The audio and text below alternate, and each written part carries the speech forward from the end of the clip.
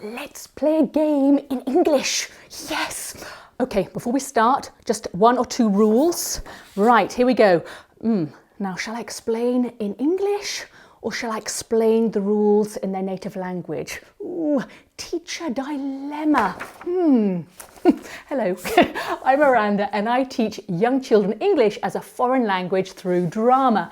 And I know that when we're introducing a new activity to kids, it can be a little bit of a dilemma because we think, oh, there are so many rules. How do I do it without them getting really bored and distracted before I finished actually introducing the rules?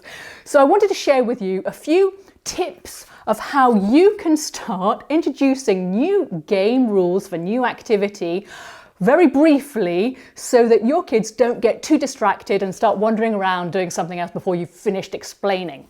Okay, rule number 1. Keep it quick to teach and simple to play. If you choose an activity like this that you need 100 rules to explain the game, you're asking for trouble. Children will definitely get bored. So if you can't explain an activity in just a few seconds, I would suggest you choose something else to play. That way you can guarantee that children will maintain their attention. Rule number 2, keep the general rules to a maximum of 3. So just as I said, not 100 rules, 3 or maximum 4 rules to play the game are more than sufficient. Then, as you start playing the game, if you think that, oh, it's a little bit too easy, let me add on a few more rules, you can. But to start with, don't overload your students with too many rules. 3 is more than enough. Rule number 3, explain rules using simple language that your students can understand. So avoid using really long, complicated phrases. Just use very short or just a few words even, a language that your students will understand and comprehend. Be theatrical. That's very, very important to help you explain rules. Being theatrical, using your facial expressions, using your voice, your tone of voice, and above all, using your your body language is really, really important to explain rules. It will help you and it will, above all, help your students to understand. So stand up. Instead of just saying stand up, you can use your body language to say stand up. If you say turn around, use your body language, your voice to say turn around, okay? And lots of enthusiasm in your voice, obviously. Next rule, test drive.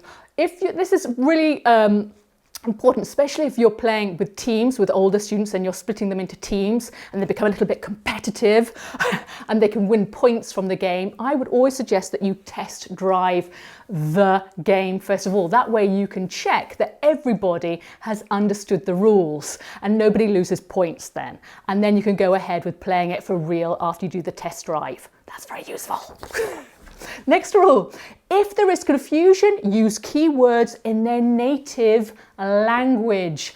I always think that it's much more important the actual playing of the activity rather than me spending like half an hour insisting on explaining all of the rules in English. If I see that there are kids like this, don't understand anything you're saying, I will occasionally add a few key words in their native language to help their comprehension. Why not? It's the actual playing of the game that is important, not necessarily just the boring rules of the game.